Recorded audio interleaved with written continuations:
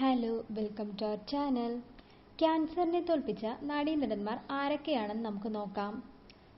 ആദ്യത്തേത് 2012 നടൻ ഇന്നസെന്റിന് ക്യാൻസർ ബാധിക്കുന്നത്. ഇമ്മ്യൂൺ സിസ്റ്റത്തെ ബാധിക്കുന്ന നോൺ ഹോഡ്കിൻസ് ലിംഫോമയാണ് നടൻ ഇന്നസെന്റിന്. 2015 അദ്ദേഹം ക്യാൻസർ മുക്തനായി. 2012 നടൻ കൊല്ലം തുളസിക്ക് ക്യാൻസർ സ്ഥിരീകരിക്കുന്നത്. തന്റെ ചെവിക്ക് അടുത്തായാണ് ക്യാൻസർ ബാധ കണ്ടെത്തിയത്. 2018 അദ്ദേഹം ക്യാൻസർ മുക്തനായി. 2003 നടി ഗൗതമിക്ക് ക്യാൻസർ ബാധിക്കുന്നത്. ബ്രസ്റ്റ് ക്യാൻസർ ആയിരുന്നു നടി ഗൗതമിക്ക്. 2017 ഗൗതമി ക്യാൻസർ മുക്തയായി. 2009 നടി മമത മോഹൻദാസിന് ക്യാൻസർ സ്ഥിരീകരിക്കുന്നത്. ഇമ്മ്യൂൺ സിസ്റ്റത്തെ ബാധിക്കുന്ന ഹോഡ്കിൻസ് ലിംഫോമയാണ് മമതയ്ക്ക്. 2012 നടി ശരണ്യ ശശിക്ക് ബ്രെയിൻ ട്യൂമർ സ്ഥിരീകരിക്കുന്നത്.